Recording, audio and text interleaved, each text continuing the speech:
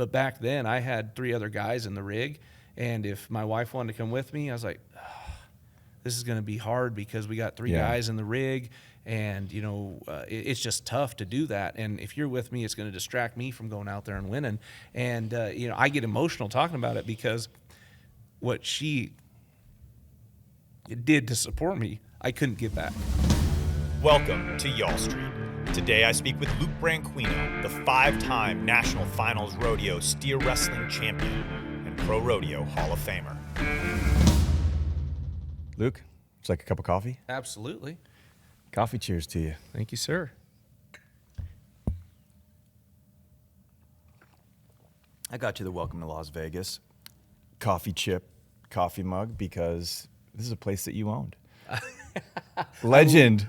I love it when people say that. The legend of Vegas. Yeah, not the house that Joe built. They say the house that Luke shook after Joe built it. That is something that I have heard before. Pro Rodeo Hall of Famer, steer wrestler. A lot of people listening have no idea what steer wrestling is. What is it? Well, I explain it in my words is I wasn't good enough to rope, and I was too scared to ride rough stock. So this is the middle ground for me. Jumping off a horse running about 30 miles an hour onto a steer and wrestling to him to his side.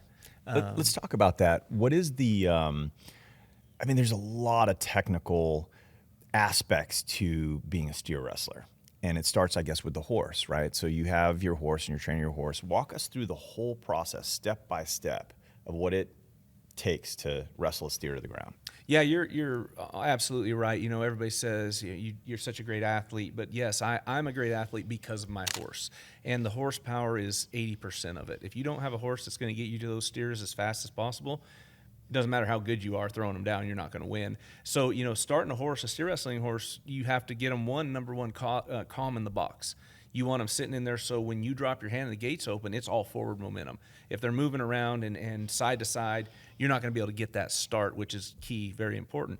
Then you want to train them to run by as close to the steer as possible without being so close you can't, we call it the hole, slide down in the hole from the saddle to the steer side.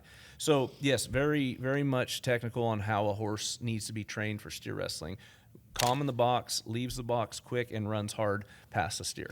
So the rules are there's a steer in the chute. They open the chute. The steer comes out. Now you have a little rope that's sitting in front of you, and you can't break that rope until when? Until the steer is completely out of the box? So each rodeo is different. It's called the score line and the neck rope. So the score line's out in front of the chute. The steer has a neck rope on him that is attached to a pin. This is very technical. We almost need a little board to draw on. Yeah. But that is attached to a pin where the barrier line hooks in.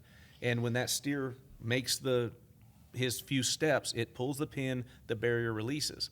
On that barrier, they call a pigtail. It's about a 12-inch piece of rope tied with string. And if you leave before that pin pulls, that string breaks, the pigtail hits the ground, and it's a 10-second penalty. So each rodeo is different as far as what the barrier start or the score line is, the start. The National Finals is very fast. It's tough to break the barrier here. So the horse comes out, the steer's out, and now you have to time it.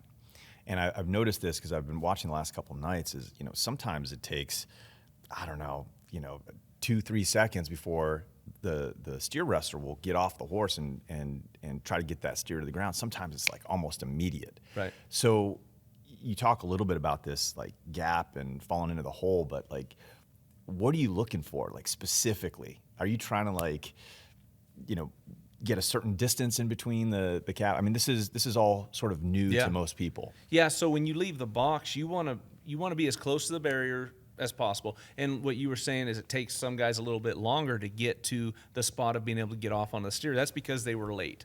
They missed the barrier. So they're running the steer down the arena farther, which causes time to run on the clock, which if you do that in steer wrestling, you're not going to win. So when you see them jump quick, that means they probably got a good start. So what you're looking for is as soon as that steer leaves the chute, you're riding your horse to position, which is right alongside the steer. And as soon as you get to the middle of that steer's back is when we call it make your move. All the way down in the hole, that horse packs you by and you're able to get the steer's horns caught. And the goal there is you're sliding onto the steer and you're wrapping around the neck. And then there's this technique that you have to employ to get this steer on its back. And so how difficult is it to learn that technique when you're coming up? Yeah, it's funny you ask that because you see kids now with the junior NFRs and all these junior rodeos. It seems like when you're younger, it's a lot easier to pick up on. Mm-hmm. In anything in life, I think you learn at a young age. It's easier to pick up on. So it takes a couple years to really figure it out. And I wouldn't say master it because there's guys here at the NFR that have been doing it a long time and haven't been able to master it yet. Very few have. But it does take a few years to be able to say, okay, I'm confident enough to go do this and do it professionally.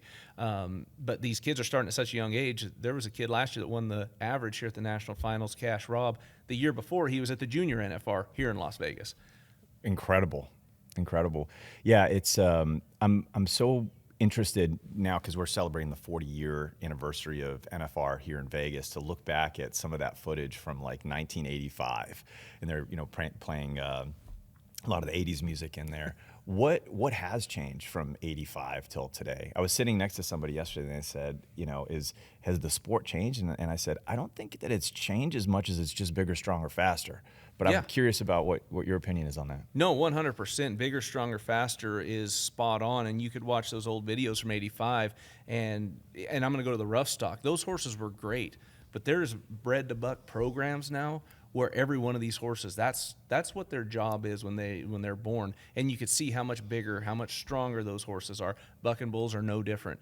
The timed events with the timed event horses, they're bred specifically for that. So, yeah, bigger, stronger, faster. The only thing I would say has changed is the size of the timed event animals. The steers aren't quite as big as they used to be in the steer wrestling team rope, and the calves aren't quite as big as they used to be. And that's why you see the time variations from 85 to what you see now, the mid 4-second, 5-second runs in the steer wrestling now to the short 3s, short 4-second runs that it takes to win. Yeah. So how did it start for you? Where were you from? Why did you decide to get into steer wrestling? Let's go back in time. Yeah, so 7 generations, California cowboy. My mom's side of the family moved out there from the East Coast. My dad's side of the family came from Portugal. So dairy farmers by trade on my dad's side of the family. My mom's side of the family were a little bit more, they were smarter. They were doctors and lawyers and stuff like that. And we actually have a street on my hometown where I was from, Los Alamos, that my mom's great-great-grandfather started. Bell Street was his last name. So that was the main street through town. He was the doctor in Los Alamos, California. So we grew up, born and raised Californians. So when you say 7 generations, were your family 49ers? Did they go out for the gold rush? Was that what the motivation was? They weren't 49ers. They were just coming out from the East Coast. Interesting. Yeah. So, I mean, it's an interesting story. I try to tell it, and I don't even start because I don't do it any justice. My mom could tell it and just get spot on. And like hearing her say it over and over, I'm still in awe to how her side of the family came to California. When you watch some of the programs now on TV and you see how those pioneers came out west and all of the stuff that they were dealing with and the elements and the, trying to get food and, the battles with the Indians. And I mean, these were different people. Oh yeah. There's no way if we had to go back in time that many of us would survive. I'd like to think I would, but it's still tough times back then. And California has changed so much, but to hear the history of how the family started, I mean, the ranch was an old Spanish land grant. We had, over 20,000 acres out there that I got to grow up on and was all part of the families. And on the central coast of California, Santa Barbara, north of Santa Barbara, about Beautiful. 40 minutes, and San Luis Obispo, 40 minutes. So I was born in Santa Maria, California, and if anybody's ever been out there, you know that there's no better place for weather. And now we live in Texas, so it's kind of like we don't get that weather, but California is a beautiful state. So you grew up in rural California, and how did you get into rodeo? Is that just part of the culture there? Yeah, at that time, my dad farmed and ranched. At one point, he had 3,000 head of mother cows, so being on the back of a horse, that was the way of life. He farmed over 10,000 acres of grain, hay, him and my mom, and just it was all part of the family. So yeah, you're on the back of a horse, you're doing cowboy stuff daily. We get home from school, grade school, and we're on the back of a horse doing something. Yeah. So when did your dad put you on the back of a horse? When were you really starting to be like productive, Like helpful. helpful, Yeah, helpful. asset, not a liability? I would say that they still probably think I'm not helpful on the back horse. They actually say 2 good dogs is better than Luke. But anyway, from the time I remember, 6 years old, we were on the back of a horse, gathering cattle, in the Brandon pen, and running cattle up and down the chutes, vaccinating, doctoring, whatever it took to take care of it, from a young age. Whenever you were able and capable is when you did it. And everybody develops different, but at 6, 7 years old, that's what my brothers and I we were doing. Wild. And so walk me through the transition of, getting into rodeo for you and your brothers.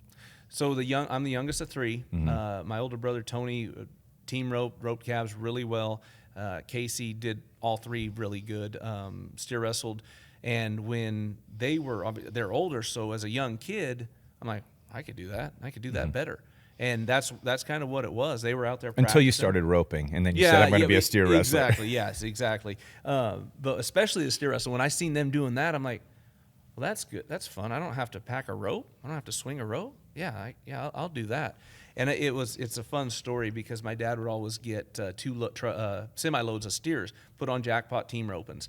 And there'd always be 1 or 2 each year that were like dwarf steers. They had huge horns, but didn't weigh 300 pounds and just short. And so that's what I practiced on when I was like 9, 10, 11 years old. That's what I shoot dogged. And those steers lasted a long time because I didn't do it a lot like my brother was practicing. And I fell in love with it. You use an expression, shoot dog, and of course, steer wrestling, the other name for steer wrestling is bulldogging. Right. What are all these names? What does it all mean? So shoot dogging is a practice that we use to just do our groundwork. Mm-hmm. You don't have to jump off the horse. You put a steer in the chute, you crawl in there with him, they open the gate, he runs out, and you hook up to his head, and throw your feet out and throw him down. So shoot dogging is just a way to practice without having the horse. And now junior high rodeos, they're doing that for the young kids. So it's letting those young kids get started at a young age to be prepared when they do start jumping steers off a horse. Bulldogging, it was a term they used way back when because I think some of the steers, they're castrated. If they're steers, they weren't castrated and they're wrestling bulls. This particular discipline attracts the bigger boys. The bull riders tend to be a little bit smaller, and the saddle bronc riders a little smaller, but the steer wrestlers are big. You come from a family of big boys. You were at your peak. You were what, 6 feet 270? Oh, 6 feet 290, but I try not to go there anymore. Yeah, and now I'm 6 foot 235. I've dropped down, but and that's one thing you talk about. What's changed? What's evolved? The steers have gotten smaller. Mm-hmm. When I first started, I was probably one of the smaller guys that competed in the steer wrestling. And I learned a lot of my technique from watching a guy by the name of John W. Jones Jr. from Morro Bay, California. He multiple-time world champion, and he was a smaller guy, but he dominated because his style, his technique, his timing was impeccable. But that was on really big steers, so there were not very many guys that his size that had that success. Now, you transition to where we're at now with steer size. Those steers are about 150 pounds lighter. They handle a little bit faster, so you can get smaller group of guys that are having more success than you did back then. But, generally you look at Will Loomis, that's a big boy. Ty Erickson's a big boy. But you are able to see a few smaller guys, in the mix now. As a Pro Rodeo Hall of Famer, do you talk to these guys, give them pointers, tips, encouragement? Like, what is your involvement with the current crop? Yeah, and a lot of these guys, not a lot, a handful of these guys have come to my clinics before they even started rodeoing professionally, much like Joe Beaver. Mm-hmm. He's just a legend of the sport. And we've helped teach these kids, the basics. And I don't ever want to say, and I will never claim that their success is because of me. If they wouldn't have came to me and wanted help, they wouldn't have that success. So they had to initiate all that. All I did was kind of show them some pointers, a path, a way to go, a direction. But to your question, yeah, they'll still reach out to me like, hey, I have this steer from round 1. He did this to so-and-so. What do I need to do to get by him? And it does feel good that they're reaching out. Like I still kind of have an idea what I'm talking about. When you started, were you good immediately? Were you winning everything right out of the chute? So when I first started, I again jumped the dummy, which for those that don't know, jumping the dummy is a fake steer you put on hay bale or whatever, and you put horns on it. You ride a horse by it and get off and practice your head catch. I started that at 11 years old, and I did that for 3 years before I actually jumped my first steer. I have video somewhere of VHS set on the fence, videoing it so I could watch myself back and point things out. So we need to get that on YouTube. Yeah, Can we get that on YouTube? I need to have my mom see if she can find it. But yeah, I have video of all that stuff that's what I wanted to do. So I took it very seriously.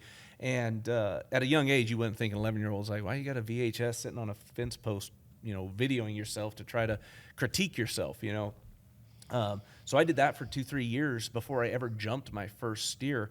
And I feel like that did lead me to your question. I did have a lot of success when I first started, but the work I put in to that point was why I had that success. And I seen a deal the other day that people call you lucky if you win, and it said I failed more times than you've tried. And I felt like that when I read that. I'm like, holy crap, I don't know how many times I failed that. And then seeing other people like they haven't even tried that much. So I do feel like I failed so much at a young age that it helped me have success when I got out in the arena. Was it an obsession for you? Oh, absolutely. Yeah, absolutely. Especially once you get that first taste of winning. My freshman year of high school, my middle brother Casey was a senior. So it was one of those things like, well, if he's doing good, I need to do good. It was that competitiveness that everybody has, I think. And when I beat him, it was a drug. It was like, I could beat him. I'm going to keep going. Won state finals in high school my sophomore year. Got hurt my junior year. Won it my senior year. Went to college for a year and had a lot of success. And it's very addictive. Is the reason you left college, was it to turn pro? Absolutely. Yep. And so this was the year 2000. You're 19. Mm-hmm. You're now a professional. And you're traveling all over the country. What was that like? Now, this is, by the way, I was talking to Riley Webb about this, and I'm thinking, in his generation, it's easy. He's got his iPhone. He's got his GPS. Were you like map questing it, or were you like pulling out like the atlas, or what? No map quest. I can remember stopping at the Pilot, what were they? Yeah, the Pilot truck stops. And they'd have those Rand McNally books, right. The maps.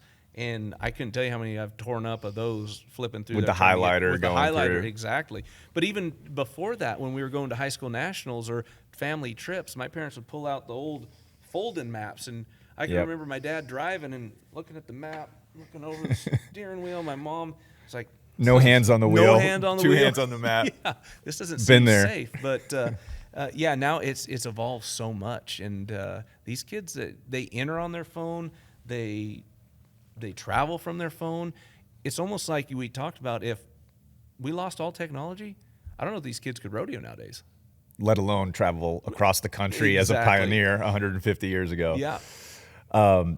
So when you were 19, were you traveling with other guys in rodeo? So you had like traveling buddies, and you would, both bring your horses and kind of share a lot of the duties? Yeah, so when I first started, I'd went to a steer wrestling clinic that Trav Cattle and Vince Walker, some guys from California, put on, and that was my senior year of high school. And they said, hey, whenever you're ready, give us a call. We'll jump in with us and we'll go. 2000 comes around. I'm like, hey, I think I'm ready. My rookie year, I want to go with guys that have been out there, and they had all rodeoed. None of them had made the national finals. Vince was very close a couple times. He ended up 16th 2 or 3 times. Trav was a guy that was so technically correct. I wanted to be with a guy like him to pinpoint anything I needed to change, anything I needed to fix. And my rookie year was with guys that had been there, done that. I end up missing the national finals by $1,300. And I always say this: winning the rookie of the year is the one award that you only have one chance at. Your rookie year, that's it. Once you get past that, you don't have a chance to come back. I end up winning the rookie year. That was my goal. In fact, at that time, we had a Nokia cell phone, which most of these kids don't even know what that is. I still remember the ring. Yeah, the Nokia exactly. ring. Exactly. And you could change the faceplates on and make different colors. Cool stuff. But on my banner on my phone, I put Roy, Rookie of the Year. Missed the national finals. I was 16th. I missed it by $1,300. And I think if I'd have set my goals a little higher, I would have achieved making the national finals, my first year rodeo, my rookie year. Then I look back on that, but if I would I have had the success I had that I ended my career with? So 22 years on the road. 22 years traveling all over the country. How many days a year did you travel? about 285 years or days out of the years. The older I got, that number kind of backed off a little bit because I wanted to spend more time at home with the family. And I've said this anytime anybody's asked, especially since I retired and got put in the Hall of Fame. Rodeo is a very selfish sport. If you want to have the success like I had, and my family, they gave me everything. My wife gave me everything to have the success and let me achieve these goals. And the older I got, I started to realize they have given so much for me. I need to start coming back home and giving more to them. But those first few years of winning gold buckles, winning championships, and all that, I was number one. Even with the wife, the kids, what I had to do to go do that was first. They were always, second. And it's sad to say that rodeo's changed a little bit now where it's not quite that much because the amount of money you can win and maybe travel and schedules are a little easier because of the way rodeos are set up. But back then I had 3 other guys in the rig. And if my wife wanted to come with me, I was like, this is going to be hard because we got 3 guys in the rig. And, it's just tough to do that. And if you're with me, it's going to distract me from going out there and winning. And, I get emotional talking about it because what she did to support me, I couldn't give back. This is a theme that has come up on a lot of interviews that I've done with successful people, talking about the sort of unsung heroes of our success is our wife, our children who are supportive, collaborative, in that process. My wife is the same. I travel a lot. She has the responsibility of the kids at home. She stays at home, and without her, I couldn't do what I do. Right. And it has to be something that's fully invested in, from the whole family. I will say that I think it has become a little bit easier today because of technology. Absolutely. And it's not that technology can replace being with your family, but it sure is nice being able to FaceTime, 100%, a couple of times a day and seeing your kids face to face and, sharing stories and at least feeling like you're part of the environment. Whereas, again, you rewind 20, 25 years ago and it wasn't that. A lot of people didn't even have cell phones. Right, yeah. Exactly. And you're lucky if you're getting a landline connection with someone, So I can remember Zoom when it first, I think it was Zoom, but Lindsay had got me, I had a laptop and I had a camera stuck on top. I plugged into the side of it. Yeah. And I wasn't smart enough to figure it out. We did it a couple times and I'm like, I don't know how to run this dang thing. So you're exactly right. Technology has, I guess, eased up on those emotions, especially for me because I still travel a lot. I try to take Lindsay or the boys with me as much as I can because the demand of what I do now is nothing like what it was when I was competing. Yeah. So as you were traveling around in those early days, let's say it's 2004, 2005, were you guys sleeping in the truck? Were you like just getting hotel rooms? I mean, because some of those trips, I mean, you get to the western side of this country and it is like there's nothing. You leave sort of like let's call it Dallas-Fort Worth area, and you head west, and it's like barren land for miles and miles and miles. So what were you guys doing? Yeah, so when I first started rodeo, and living quarters had just kind of started to make their way onto the scene. They're not near as fancy as the ones we see nowadays, but yeah, we were living in a horse trailer that had an RV in the front part of it and horses in the back. So there was a bed up in the nose, a couch. Some of them had bunk beds, but it's nothing like they have now, the luxuries they have now. But yeah, it was pretty easy. We would, we'd find places to put the horses up, put them in stalls, and we'd crawl in the trailer and bundle up. Sometimes we didn't have heaters, and sometimes we didn't have air conditioners. It's just roughing it out on the road now. Yeah, and you see these guys going up and down the road. These trailers, they're immaculate. These toter homes they're pulling around. Are awesome. There's a lot more money now too, absolutely. Especially with the sponsorships and everything, and how the sport has changed and evolved and really grown. The guys that you were traveling with, were they your competitors? Absolutely. So let's Yeah. talk about that a little bit. The relationship on the road with the guys that you're competing against to make a living, to put food on the table, to, to win buckles. And yet these are the guys that are also your buddies traveling with you across country. So walk me through, I guess, some of those relationships. Did you have like really tough competitors that you didn't like? Did everybody just kind of get along? Start me there. Yeah, so in the steer wrestling, it's a very unique group of guys. Everybody gets along for the most part. We're all there to help each other, because I always looked at it as it's me against the steer. If I don't do my job on that steer, I'm not going to win. I never thought, okay, so-and-so's 3-5, I got to go beat him. Well, I may only had a steer I could be 4 flat on. I need to go beat that steer and be 4 flat, because 4 flat still pays money. And in the rodeo game, it's all about averages. You need to go make sure you win as much as you can, not worry about one steer. Go do your job on the steer you have drawn. If it's only a 6th place check and you did your job, bingo, you won. And then you get those situations where guys think, oh, I need to try to beat him. Well, then you get in your head too much. Like, oh, he beat me, and then you try to push things. Again, going back to that 4-second steer, I'm trying to be 3-6 on a steer I can't be 3-6 on. I might break the barrier and cost myself a 4th place check. And you said it, it's putting food on the table. Every dime counts. Yeah.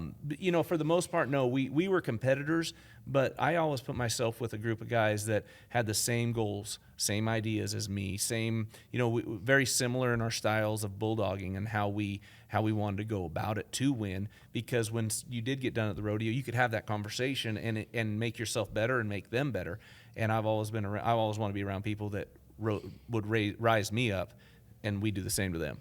As we're showing footage of steer wrestling, people will see that there's actually 2 horses and 2 riders that go out. And the second horse and second rider are actually your competitors in the event. It's one of the unique sports. I don't know that I can think of another one where your competitors are then tasked with the job of helping the next guy who's in the process. And I want to understand that culturally in terms of the role that they are playing in the success of the guy that's actually doing the run. Is it a situation where they can mess up, or can force the steer to go in the wrong direction? Like, walk me through that, because it's just such a unique relationship. Yeah, no, absolutely. And again, why I put myself in a group of guys that I trusted. I trust them with my wife. I trust them with my kids. I trust them with anybody in my family, because I'm trusting them with my life too, whether it's sitting behind the wheel driving or if it's hazing a steer for me. And, and to that point, it's a 4-man buddy group. So you got a bulldogger, a hazer, a guy pushing your steer, and a guy on his head. Now, the guy on his head is trying to keep the steer's head looking straight out the chute, so when it opens, he's going forward. The pusher is in behind, pushing the steer out when the gate opens to get a clean start. Hazer, obviously, he's staying alongside, making sure that steer's in the right position for you to get off and make a fast run. So it is a very strange dynamic for rodeo, and I think steer wrestling is probably the only event that is like that. I mean, the team ropers, they kind of get along. The tie-down ropers, not so much. But, and that's just the truth of it. You could ask about any competitor, any fan of rodeo, and they say, hey, the steer wrestlers, that's a tight-knit group, and they do whatever they need to do to help each other. 5-time world champion, Pro Rodeo Hall of Fame.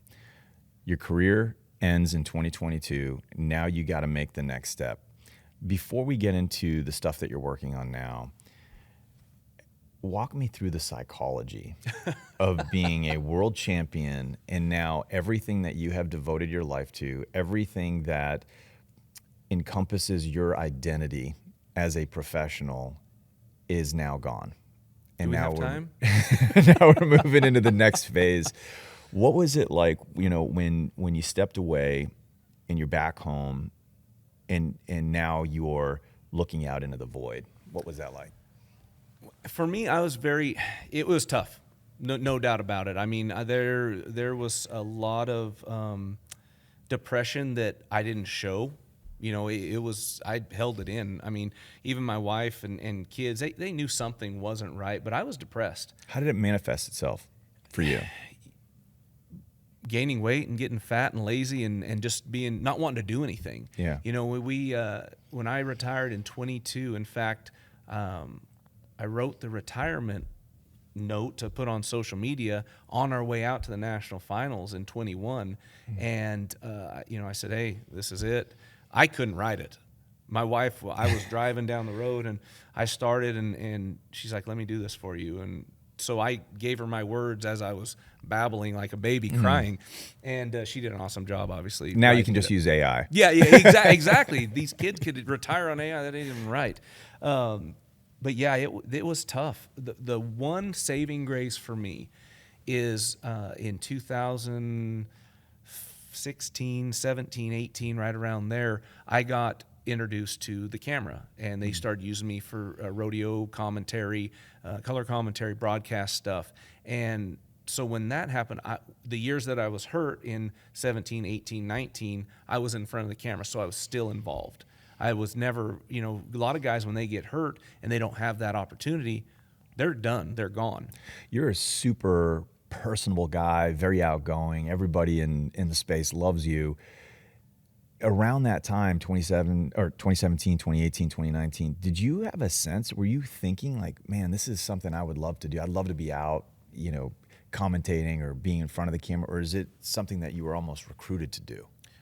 I feel like it was something I was recruited to do. And Randy Bernard, a good family friend, started the American, and he kind of said, hey, why don't you come be on TV? So a lot of props to Randy for putting me out there and giving me that opportunity.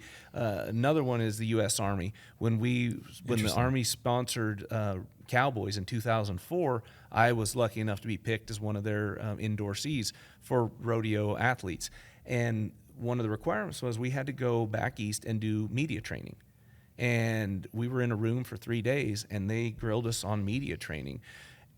Rightfully so, because if you're going to have somebody represent your company, you want to have them know how to speak in front of the camera, talk to people, be personable. So really big thanks. I didn't think it was ever going to lead me to where I'm at now. Fortunately, I was very lucky to do it. But yeah, I feel like, I was recruited to do it. But even in those years, 17, 18, 19, 20, when I was hurt, I was still competing. I'd get hurt, get in front of the camera again, heal back up, start rodeoing again, get hurt, get back in front of the camera again. I never thought this is what I want to do. It was always steer wrestling until I wrote that letter saying I'm done. Yeah. How do you like it? I love it. I honestly do. I enjoy talking to people.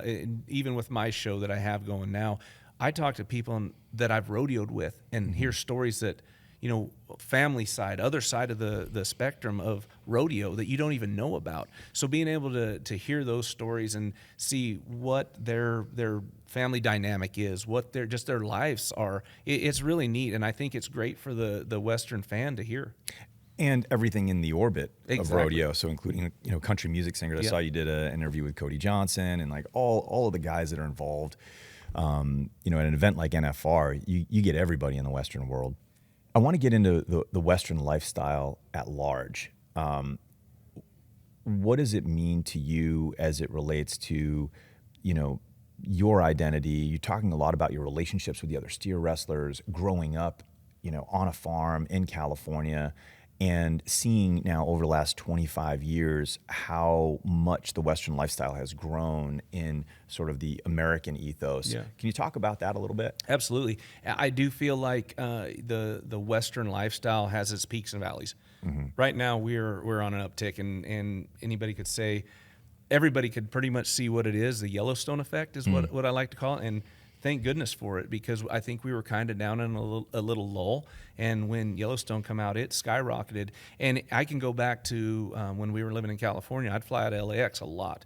10 years ago, I'd wear my cowboy hat in LAX, and I'd get looked at like I had two heads. Like, what are you doing down here? Now you could fly through LAX and you get a smile, you get somebody pointing at you.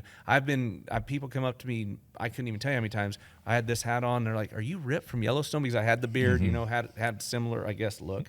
But yeah, it's growing and it's taken off, and it's hopefully we don't ever stop that trajectory. We keep going, even if it flattens out a little bit, but just keep going. Because I think people nowadays, they look back on how America was made, the fundamentals and where we came from, and they're like, that was the Western culture. That was the Western lifestyle of how we were made, where we came from, and we like it.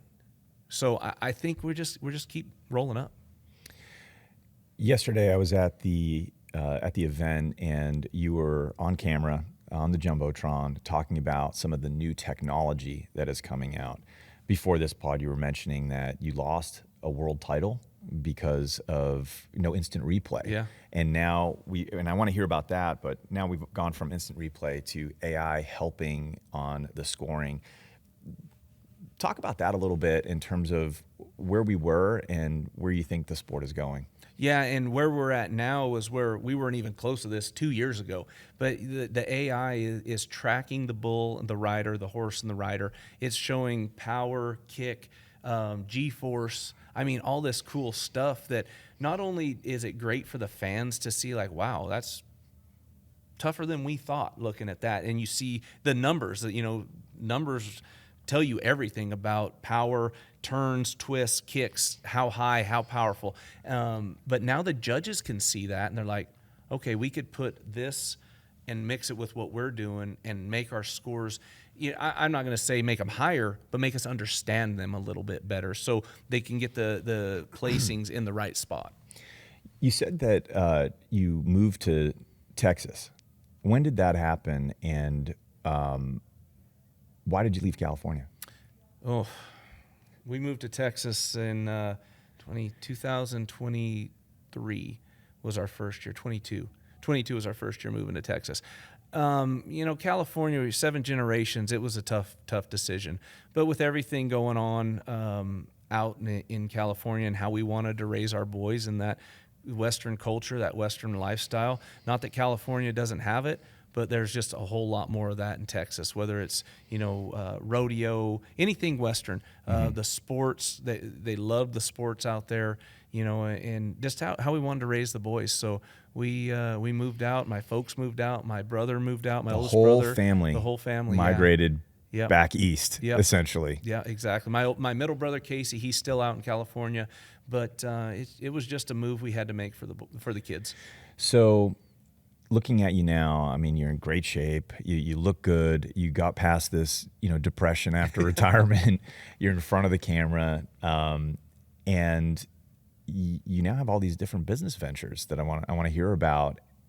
Walk me through how those opportunities came about, what those opportunities are, and what those conversations are like with your wife as you start venturing out in all these different places. Yeah, so starting with the Luke Branquinho show, which is a show we have on the Cowboy Channel, and we're on 30 other markets across the United States. And it was right after my hamstring surgery. We were in Arizona.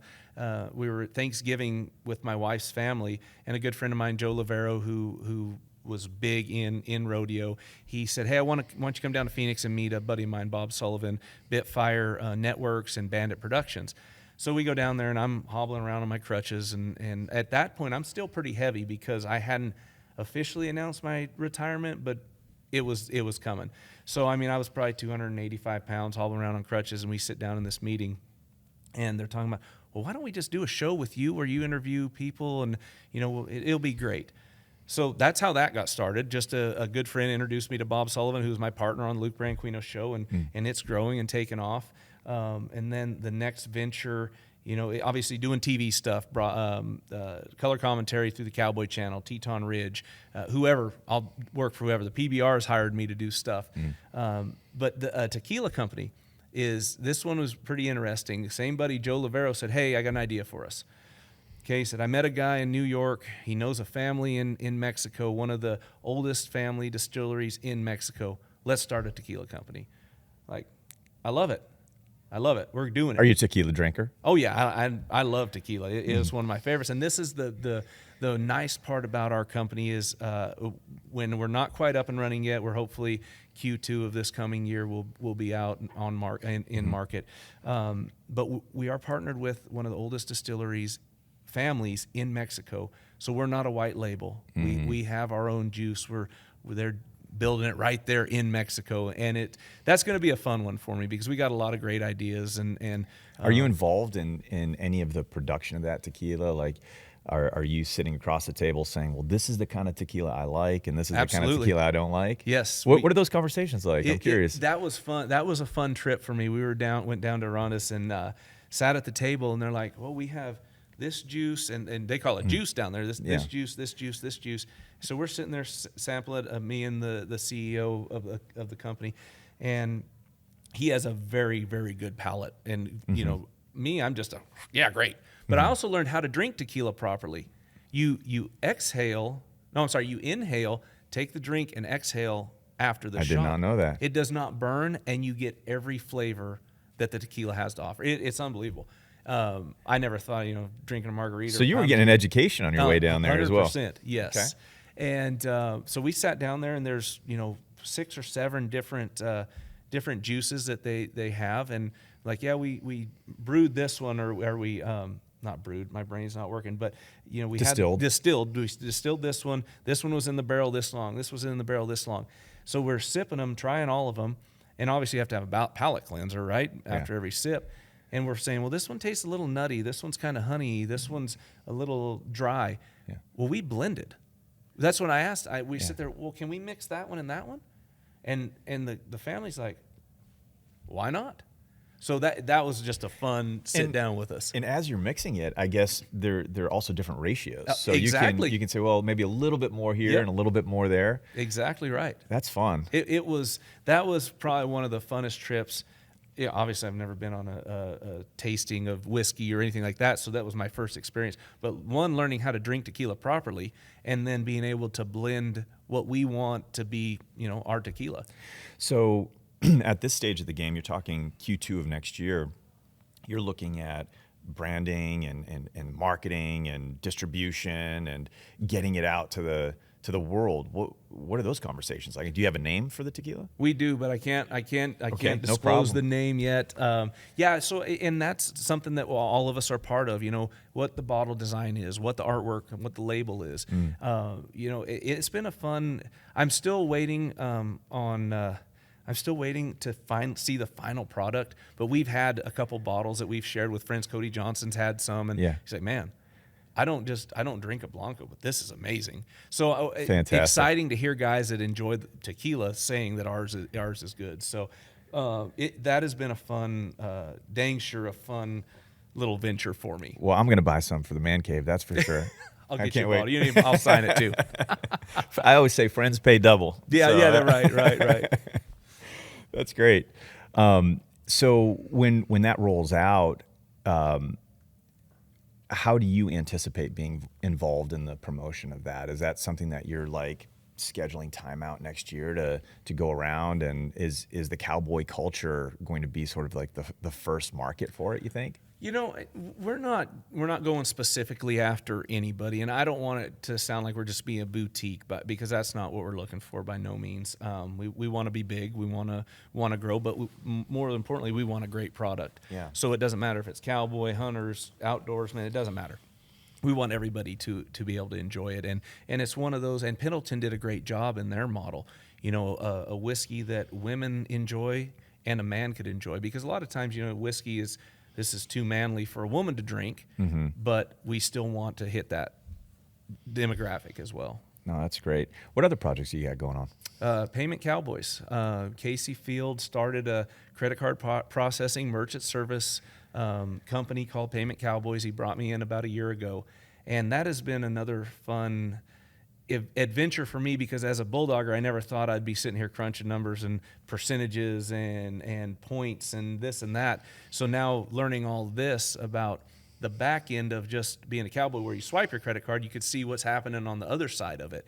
And we've had a lot of success with that. We have some of the major Western businesses, American Hats, prefer their processing and using us, and we've saved them money. And that's the goal with Payment Cowboys. I didn't realize how many little hidden fees are on the back of credit card processing statements until I started working with Payment Cowboys.